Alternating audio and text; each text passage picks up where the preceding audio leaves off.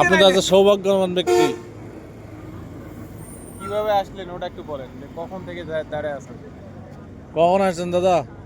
কালকে দুপুরে?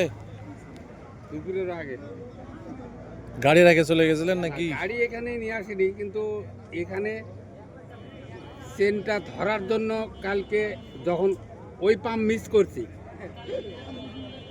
ওই পাম্প মানে ফজরের পরে 5টার পরে যখন মিস করছেন, ওখানে শেষ হয়েছিল কয়টায়? ওইটা ওখান থেকে 9টার সময় আমি ওখান থেকে ওই পাম্পের থেকে উঠে আইছি। মানে তখনও সিরিয়াল ছিল, তেল দিচ্ছিল না, দিবে দিবে বা বন্ধ করা ছিল, মনে হচ্ছে দিবে বোধহয়, এরকম করে মানুষ কিছুক্ষণ সময় নষ্ট করছে ওটি। তো আমি ঠিক 9টার সময় ওখান থেকে উঠে চলে আসছি, আর ওখান থেকেই জানিয়ে আসছি বারবার করে এখানে তেল আজকে দিবে, রাত্রে গাড়ি আসবে, তেল নামাবে, তারপরে 8টা-9টার দিকে তেল দিবে। 8টা-9টায় যদি তেল দেয় তাহলে এখানে আমার গাড়িটা ফার্স্ট ইয়ারে ভিড়াতে হবে, এটা আমার প্ল্যান। তারপর এই প্ল্যানে গাড়ি এখানে আমার একটা দোকানদার আছে পরিচিত, ওই যে আলমগীর, বেগরের আলমগীর সারের দোকান, ওখানে গাড়িটা গ্যারেজ করে চলে গেলাম বাড়িতে ভ্যান ভাড়া দিয়ে। যায় বাড়িতে খাওয়া দাওয়া করে বিকালে 5টার দিকে আসলাম। হ্যাঁ, 5টার দিকে এসে এখানে জানে গেলাম ম্যানেজারের কাছে, মেন ম্যানেজারের কাছে পরিচিত আছে। কি নাম?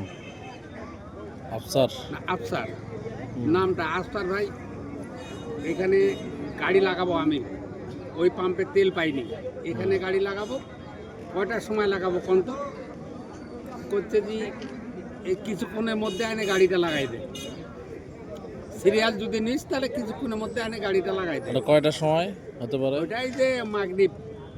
আচ্ছা আচ্ছা, মাগরিব তো দুপুরে মানে দুপুরে সেটা খোঁজ নিয়েছিলেন, তারপর চলে গেছিলেন?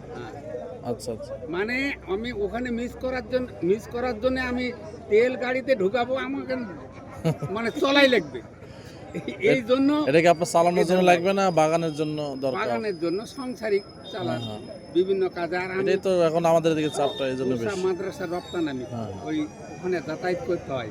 আচ্ছা আচ্ছা, গত বুধবারে তেল নিছি লাইনে, মাদ্রাসাত গেছি, মাদ্রাসার থেকে ঘুরে আইছি, আসার পরে ফের এই যে আজকে বুধবারে তেল নিচ্ছি।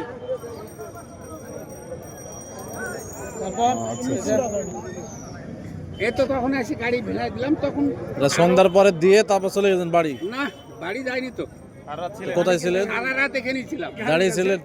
গাড়ি ছিল এখানে, দাঁড়িয়ে ছিলাম, যে ওয়াক্তে নামাজ আছে সে নামাজ আদায় করছি, আর এখানেই থাকছি। আপনার পা গুলো কি ভালো আছে এখনো, সুস্থ আছে?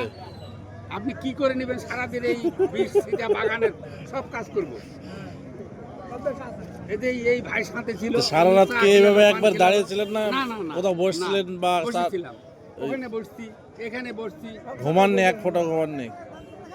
বোধহয় 2-4 মিনিট বোধহয় ঘুম আসতে। আমার এক আত্মীয় ডাকছিল এই মসজিদে, ছোট্ট একটা মসজিদ ছিল এখানে। কিন্তু সারা রাত জাগার পরে আপনাকে যদি এখন 200 টাকার তেল দিবে তাহলে কি এটা ভালো লাগবে? তাহলে কালকে তো আবার সিরিয়াল ধরতে হবে, মানে আজকে তো ঘুমাতে পারবেন না, আবার সন্ধ্যার পরে আবার সিরিয়াল ধরতে হবে। এক সপ্তাহ চলে যাবে, 90 কিলো চলবে। আচ্ছা আচ্ছা, 90। বাগানে কি দিয়েছে স্যার? বাগানে ডিজেল বাগানে লাগবে না, এখনো 2 মাস স্প্রে করব, বাগানে তেল লাগবে না, তেল স্টক আছে। তাহলে চাচা আপনি 200 টাকা তেলের জন্য সারা রাত কাল উপায় দিয়ে নাই, নাহলে আমি চলতে পারবো না। তো ভ্যান ছিল না দাদা? ভ্যানে পোষাচ্ছে না, আমি যেগুলা দৌড়াবো এগুলা ভ্যান আমার পোষাবে, বাস হবে না? না, সময়ের সংকীর্ণতা। কিন্তু এই যে আমাদের সিরিয়াল ধরতে যে একটা লম্বা সময় চলে যাচ্ছে, তাহলে একটা দিন গেল, এর থেকে তো আমি 7 দিন এখন ফ্রি পেয়ে গেলাম।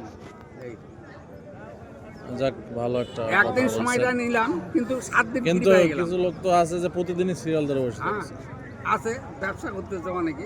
তো এই তেলগুলো যে নিচ্ছে যাচ্ছে কোথায়? এটা কিন্তু গল্প শুনতেছি, আমি নিজে চোখে দেখিনি।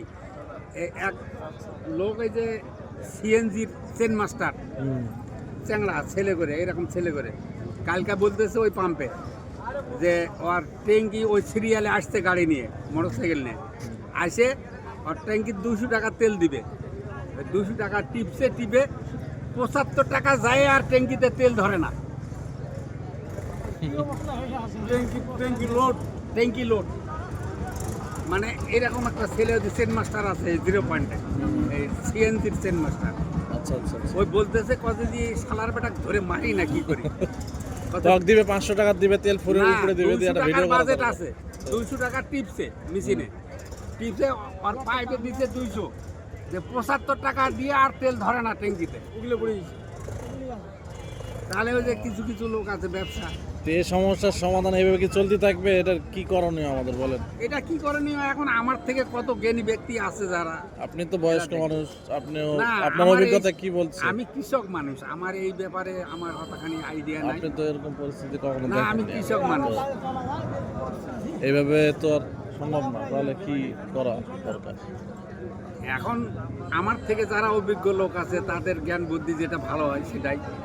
তা আপনার একটু পরিচয়টা দেন, কোথায় বাসা, কি নাম সবাই? আমার বাড়ি গ্রাম হলো ফুটকইল, এই এলাকার লোক তো। ওই যে এই নাম, জায়গার। দাদার নাম?